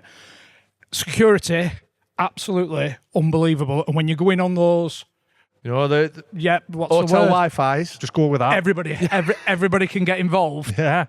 Public Wi-Fi's. That's your boy. Security. No, none of them hackers get into your bank details, your passwords. No. I'll tell you what I'm watching at the minute. Obviously, I'm going to, on my honeymoon soon. I've started watching Dominican Republic, Who Wants to Be a Millionaire. Yeah. Because obviously there's going to be times where she's getting ready and that. I'm going to be watching the telly. You've seen all the millionaires over here. Yeah. So now you've gone on Dommy. I'm on Dominican Republic ones at the minute. Well, that's the thing. You can bounce your location anywhere in the world. So even if you're in the UK and you want to watch Dominican Republic Millionaire, you can get it on over here. Just bounce your location over to I can watch anything I want, Chris, from around the world because I've got NordVPN. Sports, series. Millionaire. Cut the tosh, lads. What is the script? Do we have an offer? Of course we've got an offer because as Undr The Cosh listeners, you've just got to follow the link in the description and you get a heavy discount and, get this, a 30-day money-back guarantee. So if you don't like it, get your money back. That's why they're the goats for me. Did you almost sign for Villa? Or was it were they in for you? Yeah, so when obviously Lambert left after the first season at Norwich, Chris Hughton came in, so we had the next year I stayed at Norwich. And then I had a year left on my contract, I think. Yeah, a year left, or with an option. So then I played, 60 games or something in the Premier League at that time, after over 2 seasons, which is, I was properly happy with. And then we started signing, like, as I said, like Leroy Fer, Bassong. There's loads of people started coming in. I thought, it's going to be tricky here. So before the first game of the season, I was down in London and I got a phone call off my agent saying, Norwich have just offered you a new contract. But I'm not ringing to speak about that. I'm ringing to speak about, would you want to go to Villa with Paul Lambert? So I was like, Well, fucking obviously. Obviously just signed. I'd signed for him. Villa's half an hour from where I'm from. It's like a massive football club. Like I'd love to. So they put a bid in, rejected. Put another bid in, rejected. Chris Hughton's like, we need a chat, and I was like, yeah. He's like, it's just about the contract, and obviously I know you know about this Villa thing. And I was like, oh look, Gaffer, like we've got the first game of the season on Saturday. We'll just deal with it on Monday. He's like, yeah, great, Benno, great. So played a game, played full 90 minutes. We drew 2-2 to Everton. But after the game, my knee was killing me. So I ring the physio, and he's like, I'll come in tomorrow. We'll get you scan, like proper quick, Sunday. Take me to the hospital, get a scan. Going on the Monday, just think, well, my knee's still hurting, but I've had my scan now. It's probably not that bad. I'll go and see Chris Hughton. We'll talk about my contract. But as soon as I walk in, there's no one about. It's just a doctor, a physio. He's like, oh, can we have a chat? I was like, yeah. He's like, I don't really know how to say this to you. It's not an easy thing to say, but like, you've done your ACL. And I'm like, obviously at the time, I'm fucking crying my eyes out thinking, well, I'm not going to play for the rest of the season. I'm definitely not getting a new fucking contract now. I could have signed on Wednesday, but I haven't because I was thinking about The Villa thing and where do I stand in this? We're going to chat on Monday, and the Villa thing's fucking done as well. It's obviously gutted. And then Chris Hughton actually like pulled me in after like they let me digest the first news and ring my missus and whatever. He pulled me in the office and he was like, look, like I'm gutted for you, and I know we were speaking about contracts and that, but the last contract that we offered your agent is still on the table for you. To be fair, that's incredible. Yeah, From them, innit? it's the best. Like, But to be on the flip side of that though, Norwich have had 2 years in the Prem now, haven't they? So they've definitely got another 3 years of Prem money, even if they went down that year. yeah, So financially, it's not a risk, but it's fair play to them. it's just I think it for me it was like shows how good Delia and that was as a club. Chris Hughton as a person as well. Like just when I said like you wouldn't have a bad word to say about him, like they easily could have just said, well, you've still got a contract. We'll see how you are when you get back and we'll give you your option year. But they didn't. I got a brand new 3-year one on more money than I was earning in the 2 years I'd been playing in the Premier League. And now they knew I couldn't play for a year, but willing to pay me more but because they'd offered it me, they were saying that's... You know what might have really worked in your favour? The fact that you went, I tell you what, Gaffer, we'll just get the game out of the way. I'm not going to get the game out of the way. We'll speak about it Monday. Yeah, maybe. Yeah, I think, you know, if you'd have gone, I want to fucking talk about it now, Chris. Yeah, and kicked off or kicked balls away. Yeah. So that's what I mean. I think sometimes, like, in the moment, you can feel a type of way, but then when it comes back round or something comes back to bite you, that then, cause I could have kicked off, still ended up playing because Snoddy got injured, was ill, then got injured, and then him go, fuck you. Yeah. What Supercar Fridays? Was that what you're on about with turning up in the leather and that? Oh. Nah. Oh, fucking hell. Is this in the chaos season? No, this is the year after. So we had Neil Adams for a bit. He was like the academy manager, and he won the youth cup with Norwich against Chelsea. So he was like, you know, in the youth football, he'd done really well. Yeah. And ultimately, it didn't work out for him. And then we got your mate, the Mad Scotsman, Alex Neil. I played with him sort of 28 years ago. And he was an angry bastard. Is he an angry manager? Oof, you won't want to cross him. On the first day, he was just like, right, lads, in his accent, I ain't going to try and do it, but fucking aggressive as well. The Scottish accent's always more aggressive for some reason. He's like, I don't give a fuck if any of you know who I am. I don't give a fuck if you like me or you don't like me. You lot are underachieving massively for this group of players. I'm here to make you fucking understand what it takes to get back up. If any of you don't like this appointment or you don't respect, you know, me, I'm not expecting you to, come and knock on my door and you can fuck off. I've already spoke to the club already. Any of you want to go, you can fuck off. Do you think anyone went in and seen him? Not one fucker. But straight away, first day, bang. That's how we're doing it. That's That's almost going back Lambertesque, isn't it? That's what that group needed. So we ended up going on a mad. I think we were mid-table when he come in. Ended up going on a really good run. Got to the playoffs, beat Ipswich in the playoff semi-final, and then had Middlesbrough in the final. So just goes back to the supercar thing. There was like Lewis Grabban, Gary Hooper, Bradley Johnson, Martin Olsen, Gary O'Neill. Did I say him?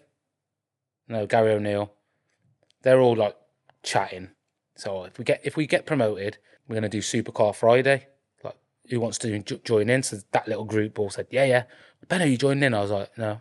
They're like, right. Well, what we'll do is we'll line up what we want. It's if we don't get promoted, we ain't doing it. But if we do, we can just say to the car guy, yeah, we'll have that one. Great. So they all do that. So obviously we go play the playoff final, win 2-0. Obviously everyone's buzzing. But you have that little like lull in between the game finishing, celebrate, you go back in, but then you come back out to do the whole trophy thing. As soon as we get in there, they're all sat on their phones, them six, Grabban, O'Neill, Olsen, Johnson, texting the supercar, got the car guy saying, order. They're all ordering it. Obviously at the time, when they're talking about it, I'm thinking, they're chatting shit, they ain't going to do it. Mate, first Friday, when we come back from pre-season, they all turned up in them. Supercar Fridays. Swear to God. Lewis Grabban, red Lamborghini. Beautiful car, like. Parks in Alex Neil's spot. Just parks in the manager's spot. And you know how that would have fucking gone down.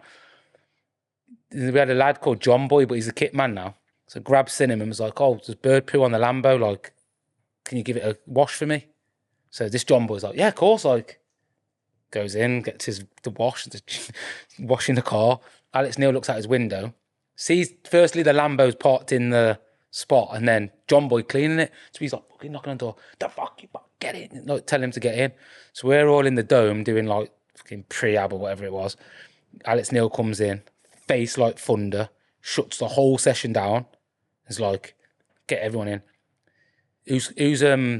Whoever's fucking for red Ferrari that is, was in my space, get it fucking moved. So at that point, everyone should really just be quiet and someone just go and move the car. Grab and goes, it's not a Ferrari, Gaffer, it's a Lambo.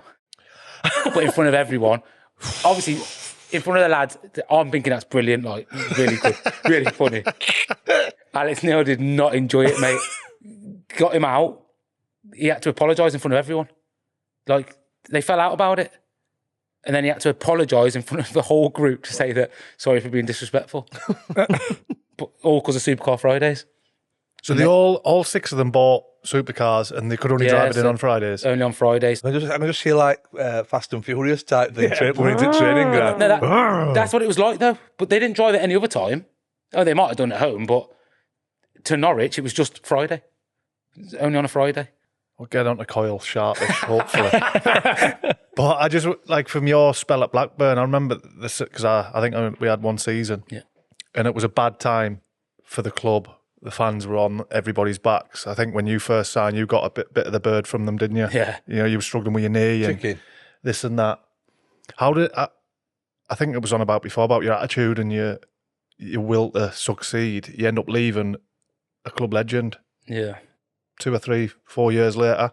What was your journey, really? I think, well, obviously you were there when I first come, like, and obviously I car shared with Browny and Corey Evans, and like, I got there and I wanted to do really well and I was desperate to do well, but like, I was just fucking crap, to be honest. Like, just nothing was working for me. I wasn't not training hard. I was still training hard. I was still trying to work on the pitch, but everything I was doing was just not working. And then Paul Lambert took me out of the team, and I ended up doing an interview with the local paper up there, Lancashire Telegraph, and they were like, oh, you know, how's it been since you've signed, blah, blah, blah. And I just was honest and just said, like, I've been shit. I've not been good enough, so I'm out of the team. And I think from that moment, they stopped it because I wasn't trying to, like... You weren't hiding from it. You were being honest. Being honest and saying, I've just fucking not been good enough, so it was good. And was it getting on top of you a bit? I tried that and it didn't work. Just didn't leave us alone. 3,000 thumbs up on the post. I am the worst player Blackburn's ever signed. You're not fucking wrong, bro. Totally agree. But yeah, you end up being club captain. Yeah, I think after that moment, I then obviously got back in the team and started to find a bit of rhythm under Lambert again, like scored a few goals, and went into the next season with your mate, and yeah, just it wasn't working for me at that time either with him at the start. Is this Kyle? Yeah. It wasn't work. I just wasn't playing. We were getting beat all the time, and yeah, he's another. You could do a whole podcast on him, because anyone who's played for him I'm sure you've heard all this like crazy stories. And then I ended up getting in the team from an FA Cup game, and I went on a little run of scoring like goals, and fans were like really liking me. And then he got sacked, and Tony Mowbray came in, and I played all the time, and we started doing well. And then obviously, like I said, when you start doing well as a team, fans start liking players more. Do you know what I mean? It can be the same group of players that they've said is the shittest player we've ever had, but if they're part of a team that then wins 10 games in a row, it's all fucking ole, ole, ole after the game, innit? Do you know what I mean? It's fickle, innit? That's how quick it changes, and I think that's probably how it changed for me, really. I went from having a bad time, not playing well, and being slagged, and rightly so, but not trying to make an excuse for it, and then come kind of back round the other way. What's your favourite Kyle story? Fuck me. What about the one where you're the Christmas lunch one? No. Have you not? Doesn't ring a bell. Oh, for fuck's sake. So we're in the mud, mate. Proper in the mud. Terrible. Right down there. So, you know what it's like at Blackburn, Christmas, Lewis used to do Christmas dinner. So they set all the tables up lovely, Christmas dinner. But lads are like, well, we need to have a meeting about how we're going to get better, because what we're doing in training is not going to get us better, because we're just fucking around playing five-a-side and fucking crossing and finishing. It was great fun, but we need to like really fucking try and work out how we can sort this out. So most of the lads are in there. We're all just chatting. The assistants in there, the analyst team, we're all talking about it. Everyone's going back and forward, putting in their information, saying what they feel could make us better. Is this not behind Kyle's back, but so somebody staff for it? Not behind his back, just he's not interested. He's not interested. He's not bothered. Fucking not bothered one bit. He's sat in there with his can of iron brew. He probably had his cup of tea with 7 sugars in, just somewhere. He was anywhere other than in that room where he needed to be, but he wasn't. So we're all in there, and he's floating around, and he's knocking on the door. He's like, "How long are you going to be?" So his assistant's like, "Oh, I'm not going to be long, Gaff." He's like, "Right, okay." So he goes off. This is Owen Kyle asking how long you're going to be. Yeah. In the crisis meeting. How long's this meeting going to go on here? How long are you going to be here? Right? So Danny Guthrie sat. He's not in the meeting. So Danny Guthrie's just sat waiting for his Christmas dinner, like he wants to go home. So Gaffer walks past, and Danny Guthrie goes, "Oh, Gaffer, do I need to be in that meeting?" And he goes, Nah, Guffs. They're not talking about anything that me and you don't already know." Goes fucking waddling off. Obviously, we only find out that he said that afterwards, you know what I mean? Anyway, the meeting carries on 10 minutes. We're talking about like, oh, we're too open here, and centre-halves are blaming the midfielders for this, and da-da-da. Anyway, 10 minutes later, comes back, knocks on the door again. He's like, "Right, that's it. Come on, out of here." Someone's like, "What's going on?" He's like, "Fucking pigs in blankets are ready." Fucking pigs in blankets are ready, mate. So we're all trying to help and get better. He's worried about the fucking Simon Lewis's pigs in blankets getting cold. We all fucking walk out of there going, well, at least we got a little bit across. He's like, he gets everyone to sit down. He's like, "Right then, pull your crackers." So we pull your crackers. You've all got to sit there with your fucking party hat on. And fucking, honestly, mate, honestly.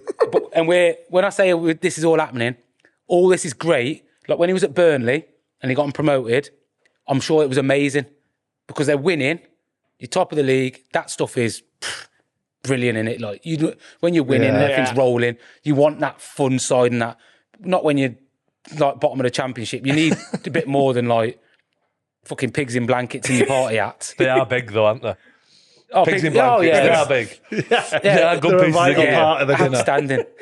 Oh, it's a vital part to the Christmas dinner. And they were cooked really well. You can just imagine him in there tapping his foot, looking at his watch. Are these fuckers going to finish or what? Honestly. He had when I wasn't playing, in this little moment I weren't playing, but we lost like 3 or 4 games on the bounce. I think 3-2 it was. We had like 3 or 4 results, 3-2 or 4-3s, like real tight games, but we're getting beat. So obviously as a player, when you're not playing in them games, You go in and asking, like, in a respectful way, because I was never disrespectful. So I would walk in, knock on his door. The Benno, come in. So I go in, 9 o'clock in the morning. Do you like an iron brew? He's offering me an iron brew. I'm one of his players. It's 9 o'clock in the morning. You want an iron brew? I'm like, no, I'm good for a bit of fizzy at this time in the morning. Thanks, Gaffer. I ain't had my fucking coffee yet. So anyway, sat chatting. I was like, Gaffer, like, just want to know what have I got to do to get in the team? Like, I'm not coming in here to talk about anyone else's performance. Just what do you need to see from me out in the training pitch to play? He went, Benno, I've got to be honest with you. If you were a defender, you'd be playing. Because them cunts keep conceding 3 and 4 goals a game. The midfielders and wingers, look, we scored 2-3 in the last 4 games. It's not their fault. If you were playing at right back, you'd be in. But I'm not, so what can I... So basically he's saying, get the fuck out of my room. Take your iron brew and get out. Yeah, it's wild. He's not leaving you wondering though, is he? Nah. You know what he's done. The front 8 are doing all right. Everyone else shite. But you're not one of them shite, so you're not playing. Yeah, you're a crazy guy. The stars must have just aligned at Burnley. Mm-hmm. Yeah, had a good group squad, of players. yeah. They had a good squad of players. And like, I think they had enough, I say this in the respect, like proper men, experienced professionals that just already knew how to... Think could manage the dressing room. Didn't need babysitting, didn't need breastfeeding. Yeah, like running around like that. Honest. Do you hear about the one where he tried to catch a ball? He used to always do like sidewinders with a keeper. Keeper's fucking sidewinded, hit him straight on his finger, dislocated his finger. No, honestly, mate, there's fucking so many. We'd be warming up and he'd be like, the keepers would be kicking it to each other. He's like, hey, Steely. So, was it Steely at the time? I think it was. Jason Steele. It's like, Steely, come off your line. So Steely like fucking sideway into him. He tried to catch it at the end of his finger, dislocated his finger. He's like, what, you need to come a bit further out. His fucking hands are killing him, his finger. He's like, get Steely to come off his line and then tries to dink him with his left foot. Kyle! He's like, Kyle! He's hearing him running around the dressing room doing that. He's like, fuck's sake, man. But if he, like I said, if he were doing well, it'd have been outstanding. But as it was, we were dog shit. Loved his head tennis, didn't he, apparently? Was it his head tennis? Yeah. Anything to do with not playing football. So everything fun, outside of crossing and finishing, fun. Fucking football, golf. Anything to do with not tactics, he was fucking fantastic with. Fantastic. Loved him. I can't remember who told us, but he must have been partnering with Walshy, the masseur. Oh, yeah. And Walshy was doing his job, giving one of the lads a massage before a game. And Coyle's come in and basically told Walshy to come and get on the head tennis court and leave the player. Needed treatment. That would have happened. 100% that would have happened. You ever have much to do with Venky's? Never met him. Never see him. Never met him, never seen him. Christmas I turkeys. wonder what's their crack? Why would these Indian fucking chicken men think, I tell you what, I'll buy Blackburn. And then have nothing, no day-to-day, not even day-to-day, but just like, even when we got promoted. So we got promoted and they said to Tony at the time, like, we'll buy everyone a Rolex. And obviously it's a nice gesture. So I'm thinking, like, where the fuck's my Rolex? But Tony Mowbray was like, oh no, lads, we're not taking the Rolexes because all that they've had since they've been at the club is the money taken off them. So we're going to show them that we're like, that's not what we do. Like, we've just done our job. We've got promoted. We shouldn't be in League One. We should be in the Championship. I'm thinking, fuck off, Tom. fuck me. Like, you better fucking sort me out one then. You know what I mean? You might not want yours. What about asking everyone if they want theirs? Yeah, other than that slight interaction, never had any. What I will say though, like, considering probably the most hated owners in the fans hate them, don't they? Yeah. Like, it's unbelievable. The players never used to slag them off or out. You know, I know we never met them, but they never used to say their boards are fucking shambles. Any staff that you spoke to, like, could only say good things about them. They used to fly them over to India and look after them. So there was only positive things from the changing room and the I'd be staff. fucking raging if somebody flew me to India. Fuck that. It was obviously a nice... Yeah, Palace, it was a they good got trip. Palace and that, yeah. You're going to India for 2 weeks. Fuck off, I'm handing my resignation in. But, you know, like, when we were at Preston, the boards, you know, I know what you mean. I had to clear the decks and the killing us kind of thing. Yeah. There was none of that. I think it was maybe the people they've employed Yeah, haven't been good enough. I agree. And I think that look, like, for my whole time there and from what I know, they've never not paid wages for everyone. I don't just mean players, but, there's loads of clubs that they have these bad owners, if you like, and they don't pay people's wages and they don't do all these things. And, like, look, running a football club that's not been promoted back to the Premier League must cost an absolute fucking fortune. But I think for the fans' frustration is the people that they've employed have never been good enough. Do you know what I mean? So the club's gone through, like, seeing loads of the Venky's take over and get linked with Ronaldinho and fucking all these David Beckham and all these people that they're on about bringing in, get relegated in the first season that they're owners and then never get back up. And people like Michael Keane get the job and the fans didn't like him. And it's just been, I think, a catalogue of things that makes the fans not like them. But as players, and they never didn't pay the wages, and the staff that they've always kind of looked after that. But it's like fans want a successful football team, and so they should. And I think because they're never at games, there's not a clear line of communication. I think doesn't seem to be any interest, really, does there, from the outside? And that hurts. And when you're from, like, a place like Blackburn, like working class background and, like, real hard working people, they want to know that the person running their institution is the same as them and feels the same way about them. Gives a shit as much as they do. But because you don't see them, they don't. Do you know what I mean? So it's understandable. I do. Somebody did say, and they said you wouldn't answer it or you wouldn't say anything, and I haven't got a signal, but somebody, Sahil, yeah.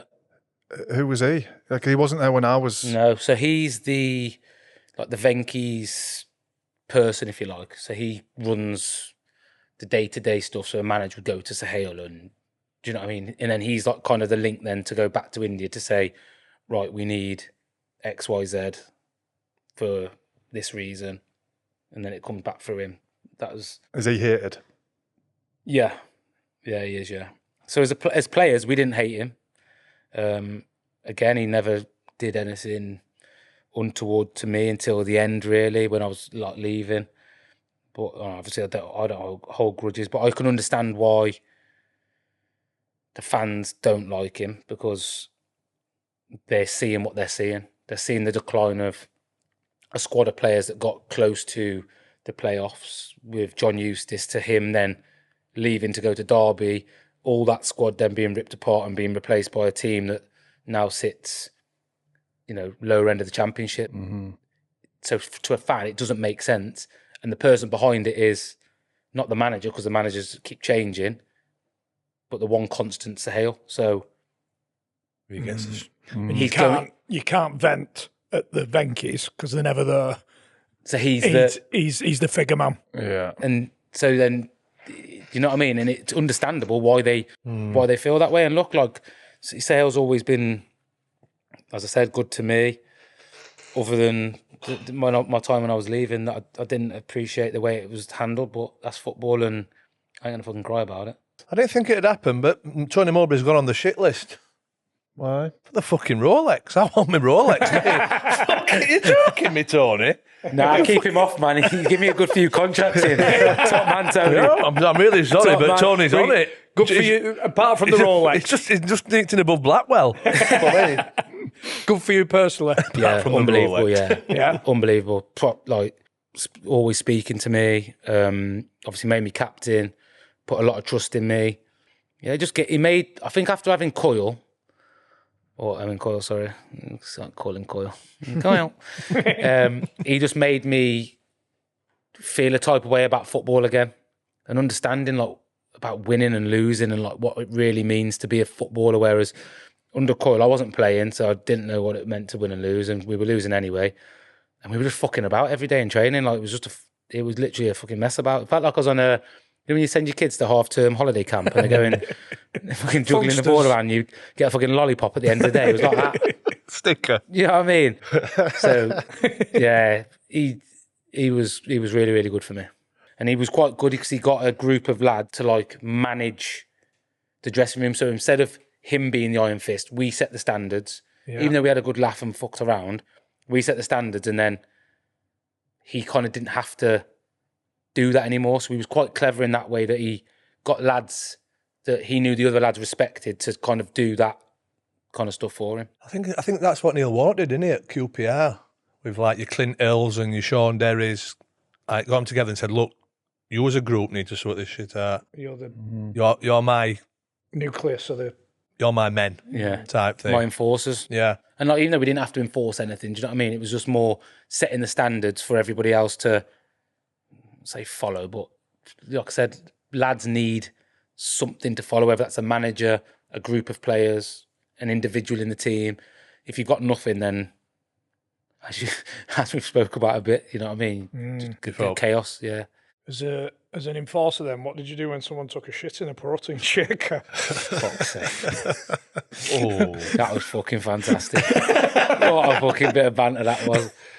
Oh, was it Dacky? I'm sure it was Dacky that did it. So anyway, we had Dacky and Bradley Dack, Dom Samuel, like, there was a group of them. Danny Graham used to get involved with all them because he's like a big kid. So when we're not playing football, we're in the dressing room, we had a good group of lads, like people didn't like try to shoot off home, or everyone was like hanging around the training ground really.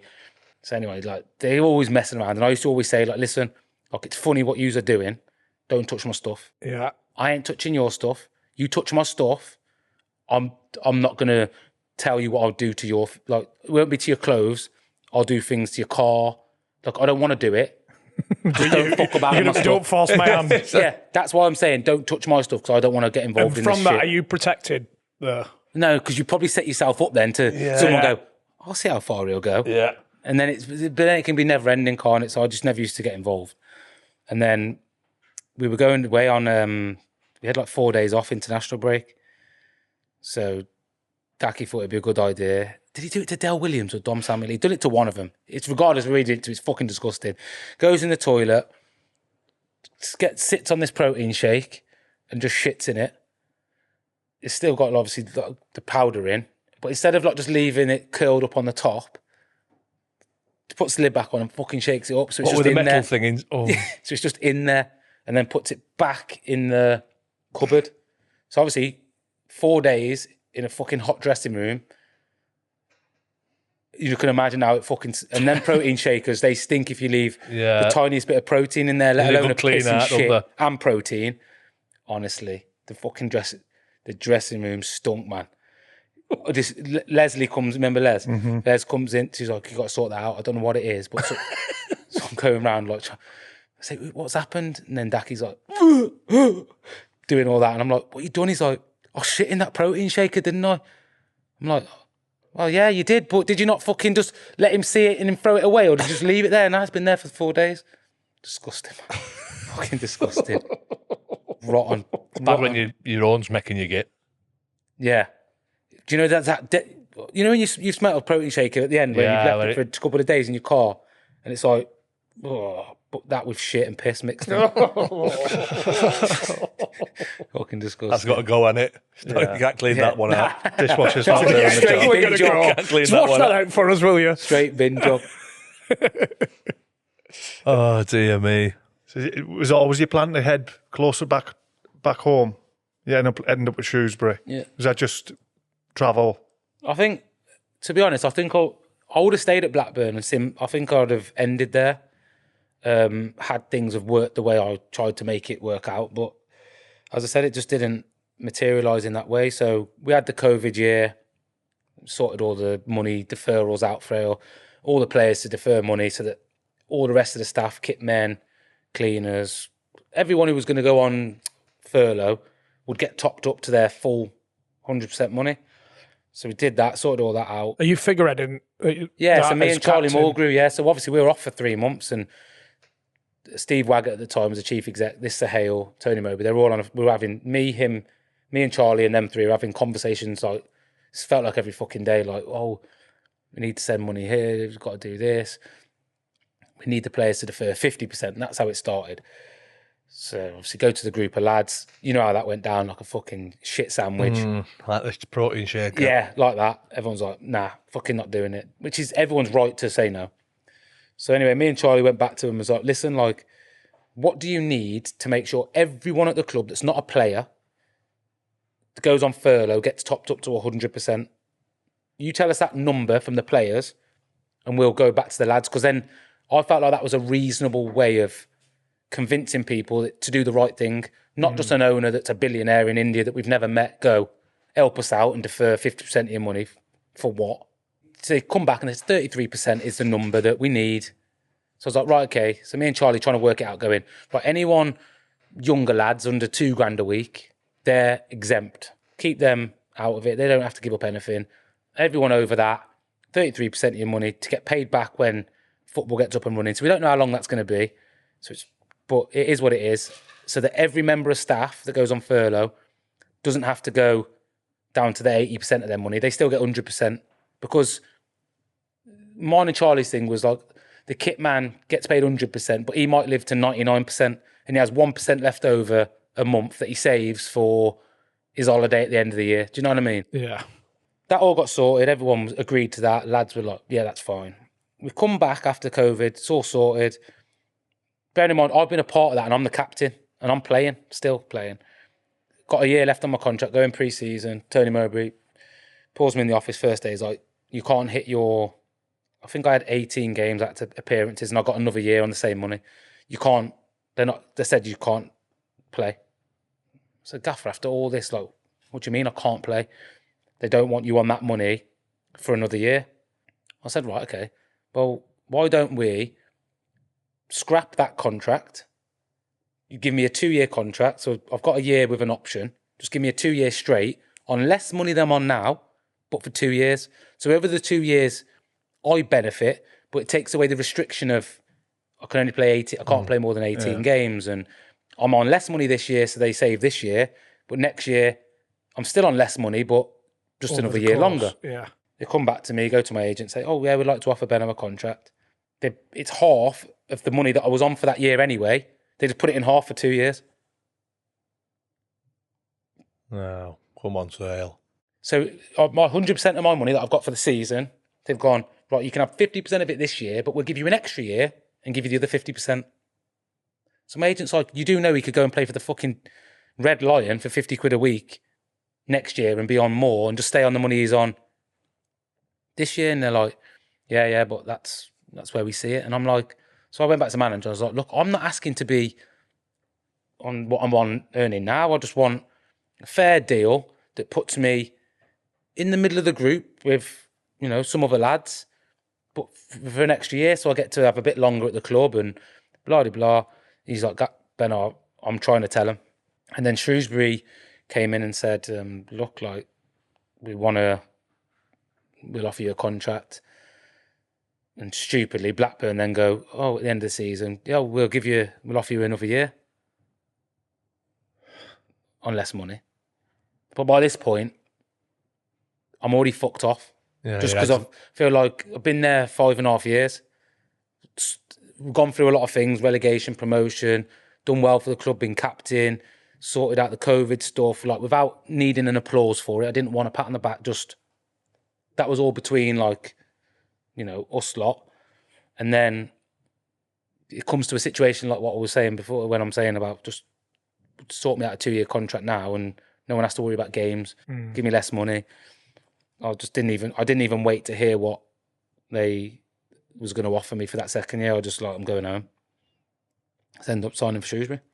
And I like to think that things happen for a reason, and like I end up going back, going home, going to Shrewsbury, and it just coincided with it was the year my kids were starting school, so I could take them to school every day, pick them up because Shrewsbury's 20 minutes from my house, and I could go to their plays and sports days. And like my dad was struggling with cancer, and he actually ended up dying the first year I was back at Shrewsbury. But if that same night that he died, Blackburn were playing at home in Blackburn, and I would have been in Blackburn as it was. I was playing at home at Shrewsbury, and my dad was in Shrewsbury Hospital, so I got from the game to Shrewsbury Hospital and was there, with him when he was dying. So then I look back and go, who gives a fuck about another year at Blackburn? Certain things you can't ever rewind on, do you know what I mean? So it just is what it is. It says a lot of obviously the treatment at the end there, but you've still got that affection for still want Blackburn to go as a and help club, them and that intermediate that we talked about between having that affection for the fans and the club itself, and Yeah, like bridging them gaps. You've still got that in you. Yeah, but I think when you spend such a long time with so many good people and, you know, people wanting you to do well, and I really enjoyed my time there. So I'm like, just because of a bad interaction at one stage, can't ruin everything. Do you know what I mean? Because, you know, I probably, at the start, like I was saying to Browny, I was fucking crap.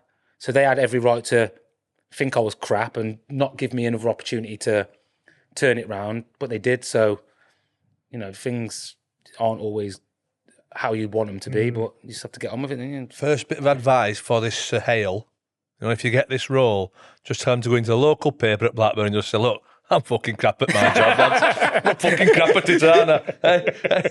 By Monday, they'll be like, he's a hero, carried him through the streets of Blackburn. They're like, you know what? I like that bit of fucking honesty. I'm fucking shit at this role. What you up to now, mate? Are you happy?